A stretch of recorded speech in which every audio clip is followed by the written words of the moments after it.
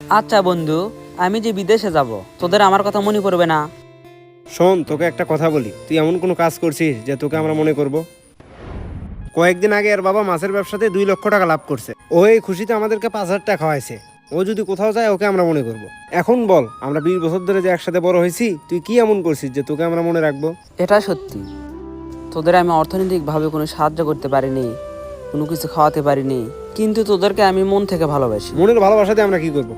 আমি এটাও মানতেছি তোদেরকে কোনোদিন কোনো কিছু দিতে পারিনি। দেখা যাচ্ছে একটা জায়গায় আমি গেছি, ওই জায়গায় গাড়ি ভাড়াও তোরা আমাকে দিছিস। আমি বিদেশ গিয়ে যদি সফল হই, তোদের জন্য তো কোনো কিছু করতে পারিনি। আসার সময় 2 বন্ধুর জন্য 2টা ফোন আনবো। শোনেক, একটা কথা বলা খুব সহজ, কিন্তু বাস্তবায়ন করা খুব কঠিন। তোর বিদেশ যাওয়া কয়দিন পরে? বিদেশ যাওয়ার জন্য তো 4 লক্ষ টাকা জমাই দিছি। যার মাধ্যমে বিদেশ যাচ্ছি সে বলে দিছে বিদেশ যাওয়ার একদিন আগে আরো 1 লক্ষ টাকা জমা দেওয়া লাগবে। তাও কতদিন লাগবে? এখন যে কোনো দিন হতে পারে, কিন্তু একটা টেনশন আছে। 4 লক্ষ টাকা তো জমা দিছি, আর 50,000 টাকা রেডি আছে, কিন্তু আর 50,000 টাকা যে কই পাবো সেটাই বুঝতেছি না। তুই 50,000 টাকা ম্যানেজ কর, চল আমরা যাই। কিরে, ওইদিকে কি মতিউরকে দেখছিস? মতিউরকে তো সকালে দেখছিলাম, ওই একটা জায়গায় গেল। তুই বল, আজকাল তুই কার ভালো করবি? কেন, কার আবার কি হলো? মতিউর আমাকে বললো আমার 1,000 টাকা দরকার, আমাকে 1,000 টাকা দে, আমি তোকে 10 মিনিটের মধ্যে দেবো। 3 ঘন্টা হয়ে যাচ্ছে, এখন পর্যন্ত টাকা দেওয়ার নাম নাই, ওকে খুঁজেও পাচ্ছি না। মতিউর সকালে যে পোস্টপাস নিয়ে গেল, ও তো মনে হয় গার্লফ্রেন্ডের সাথে ডেটে গেল। আজকের দিনে ওকে খুঁজে পাবি না। বলতো এসব অশান্তিকে আর ভালো লাগে? আমার কাছে একটা টাকাও নাই, ওইদিকে আমার বন্ধু হসপিটাল ভর্তি আছে। কি করবি বল, মানুষ এখন উপকারের প্রতিদান এরকমই দেয়। যাই হোক, তোর বিদেশ যাওয়ার কি হলো? 4 লক্ষ টাকা তো জমা দিছি, আরো 1 লক্ষ টাকা জমা দেওয়া লাগবে। তার মধ্যে 50,000 টাকা আছে, আরো 50,000 টাকা দরকার। জুয়েল ভাই বলতিছে বিদেশ যাওয়ার একদিন আগে 1 লক্ষ টাকা জমা দেওয়া লাগবে। তোদের জমি যা যা আছে সবগুলোই তো বিক্রি করে দিছিস। এখন শুধু বাড়িটাই আছে। এইভাবে সব জমি বিক্রি করে দেওয়া কি ঠিক হলো? এখন কি করবি বল, দেশে তো কিছু করতে পারতেছি না, জীবনে কিছু করতে গেলে রিস্ক তো নিতেই হবে। দেখ, যেটাই করবি ভেবে চিন্তে করবি, তোর বাবার স্বপ্নগুলো পূরণ করিস। তোর বাবা তোকে অনেক বিশ্বাস করে, সেই জন্য যত জায়গা জমি আছে সব বিক্রি করে দিয়েছে। থাক, বন্ধুকে আবার দেখতে যাওয়া লাগবে।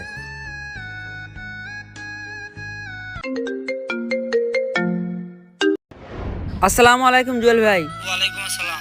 তোমার তো আগামীকাল বিদেশ যাওয়া, আজকে সন্ধ্যার ভিতরে টাকা জমা দিও। কি বলেন ভাই, আগামীকাল বিদেশ যাওয়া? হ্যাঁ। আচ্ছা ভাই, ঠিক আছে। আব্বা, আব্বা, কি হয়েছে? আমার তো আগামীকাল বিদেশ যাওয়া। কি বলিস? আরে হ্যাঁ, আগামীকালে আমার বিদেশ যাওয়া, জুয়েল ভাই ফোন করে বলে দিল। আগামীকাল তোর বিদেশ যাওয়া, তার মানে আজকে সন্ধ্যার মধ্যে তো 1 লক্ষ টাকা জমা দেওয়া লাগবে। হ্যাঁ আব্বা, জুয়েল ভাই তো তাই বলছিল বিদেশ যাওয়ার একদিন আগে টাকা জমা দিতে। 4 লক্ষ টাকা জমা দেওয়াই আছে, আরো 1 লক্ষ টাকা লাগবে। আমার কাছে 50,000 টাকা আছে, আর 50,000 টাকা কই পাবো? আব্বা, আমারও তো খুব টেনশন হচ্ছে, আর 3 ঘন্টা আছে টাকা জমা দেওয়া, কই পাবো 50,000 টাকা? তুই একটা কাজ কর, তুইও খোঁজ লাগা, আমিও খোঁজ লাগাই, দেখি ম্যানেজ করতে পারি নাকি। আচ্ছা আব্বা, দেখি, আপনিও খোঁজ লাগান আমিও লাগাই, দেখি কি হয়। আবার কি কারণে ডাকলি বল? আমার তো আগামীকাল বিদেশ যাওয়া। তুই বিদেশ যাবি, তা আমরা কি করব? তোরা তো জানিসই জায়গা জমি বিক্রি করে 4.5 লক্ষ টাকার মতো হয়েছে, তার মধ্যে 4 লক্ষ টাকা তো জমাই দিছি। তো বিদেশ যাওয়ার আগে আরো 1 লক্ষ টাকা জমা দেওয়া লাগবে। আমাদের কাছে 50,000 টাকা আছে, আর 50,000 টাকা তো আমাদের কাছে নাই। তোদের কাছে 50,000 টাকা নাই, তা আমরা কি করব? আজকে সন্ধ্যার সময় টাকা জমা দেওয়া লাগবে। তোরা যদি 50,000 টাকা দিতি তাহলে অনেক ভালো হতো। তোর আব্বাকে একটু বল। আমাদের কাছে কোনো টাকা নাই। কিরে, তোদের কাছে কি টাকা আছে? তোর আব্বাকে একটু বলবি, আমি বিদেশে গিয়েই টাকা পরিশোধ করে দিব। না না, ওইসব টাকা হবে না, আব্বা নতুন ব্যবসা শুরু করছে। আজকে সন্ধ্যার মধ্যে টাকা জমা দেওয়া লাগবে, দেখ তো টাকা ম্যানেজ করতে পারিস কিনা। তোকে বললাম না আমাদের কাছে টাকা নাই, এ আয় তো।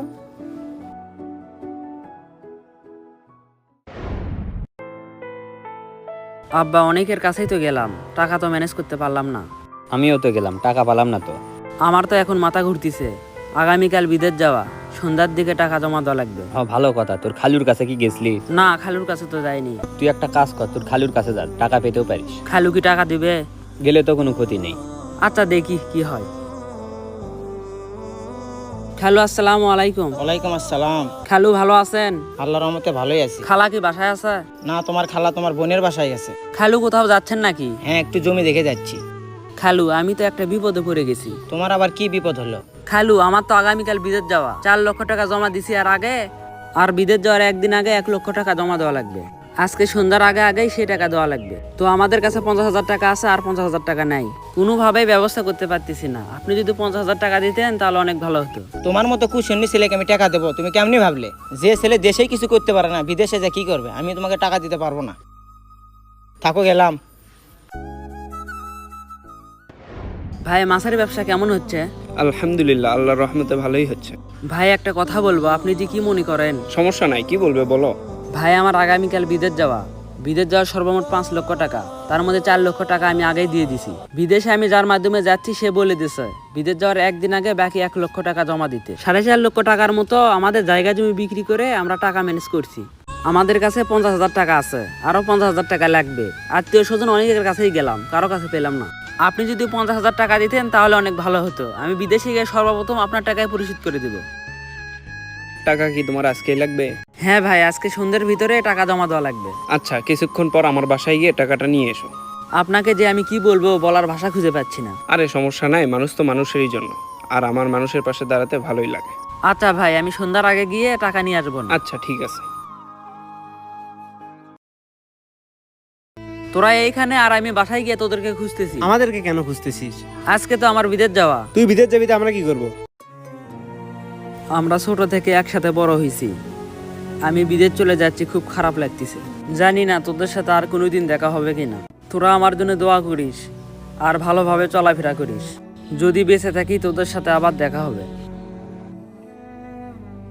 আমি চলে যাচ্ছি, তোরা আমাকে এগিয়ে থয়ে আসবি না? যা, আমাদের একটু কাজ আছে। থাক, গেলাম, ভালো থাকিস। দেখ, ফকিন্নির মতো হয়ে বিদেশে যাচ্ছে। তোর কি সত্যি কাজ আছে? আরে না, ওর সাথে যাবো না দেখে বললাম কাজ আছে। চল আমরাও যাই। চল। সত্যি কি জবাই লাগছে? হ্যাঁ রে। কার কাছ থেকে শুনলি? মোজাবেন নাতি আমাকে বললো, তাড়াতাড়ি চল। বাবা, তোমার 2 মাস আগে আসার কথা ছিল, আর 2 মাস পরে আসলে। তোমার খেলা 2টা মোরগ থুসে, তোমাকে জবাই করে খাওয়াবে। মাংস কয় কেজি নেব? কয়জনকে দাওয়াত দিয়েছেন? আত্মীয় স্বজন সব মিলে 50 জনের মতো।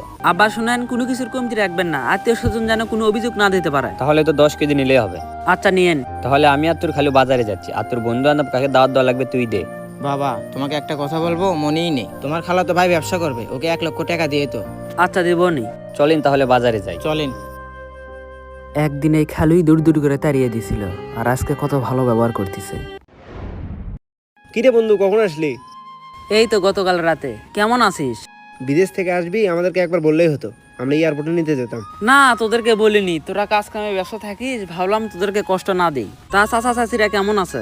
না, আব্বা আমা ভালোই আছে। তুই না আমাদেরকে বলছিলি বিদেশ থেকে আসার সময় ফোন নিয়ে আসবি, আনছিস কি? তোদেরকে আমি কথা দিছি, ফোন আনবো না। বন্ধু, তুই আমাদের কলিজার বন্ধু, আমি জানতাম আমাদের জন্য তুই ফোন আনবি। তোরা সন্ধ্যার দিকে এসে ফোন নিয়ে যাস। ফোনের পিছনে খাওয়া ফেলের ছবি, এটা কি আইফোন নাকি? হ্যাঁ, আইফোন। দেখি বন্ধু, ফোনটা দে তো। বন্ধু তুই এটা কি কিনছিস রে? খালি চকচক করতেছে। আমাদের জন্য এরকম ফোন আনছিস নাকি? না, তোদের জন্য 2টা আইটেল ফোন আনছি। তুই যাই বলিস, তোর ফোনটা সেই। আমার আইফোন কেনার শখ ছিল, সেই শখটাই পূরণ করছি। চল বাজার দিক থেকে ঘুরে আসি। এখনই যাবি? একটু পরে যাবো নি, এখন রোদ। বন্ধু আমার কিন্তু এক জায়গায় দাওয়াত আছে, আমি কিন্তু তোকে নিয়ে যাব। আজকে বুঝতেছি টাকার কতটা গুরুত্ব। একটা সময় ছিল আমার কাছে টাকা কোনো কিছুই ছিল না, কেউ আমাকে পাত্তা দেয়নি। বিদেশ যাওয়ার সময় তোদেরকে বলছিলাম আমাকে এগিয়ে থয়ে আসবি না, তোরা আমাকে বলছিলি আমাদের কাজ আছে, কিন্তু তোদের কিন্তু কোনো কাজ ছিল না। আজকে দেখ আমি টাকা পয়সা ইনকাম করছি, তোরা আমাকে বলতেছিস বন্ধু আসার সময় বলিস নি কেন এয়ারপোর্টে তোকে নিতে যেতাম। মন খারাপ করিস না, বাস্তবমুখী কিছু কথা বললাম। এই যে সবাই আমার সাথে ভালো ব্যবহার করতেছে, তোরা আমার সাথে দেখা করতে আসলি, সবাই কিন্তু আমার টাকার সাথেই ভালো ব্যবহার করতেছে, আমার সাথে কিন্তু করতেছে না। আজকে যদি আমার কাছে টাকা না থাকে আমাকে কেউ পাত্তা দিবে না, তাই ভালোভাবে ব্যস্ত গেলে টাকা কামাতে হবে। চল বাজারে যাই। বেশিরভাগ প্রবাসী ভাইয়ের সাথেই এরকম ঘটনা ঘটেছে। ভালো সময়ে তো সবাই পাশে থাকে, খারাপ সময়ে কয়জন থাকে? যারা খারাপ সময়ে থাকে তারাই প্রকৃত বন্ধু। ভিডিওটি কেমন হয়েছে কমেন্ট বক্সে আপনার মন্তব্য জানিয়ে যাবেন।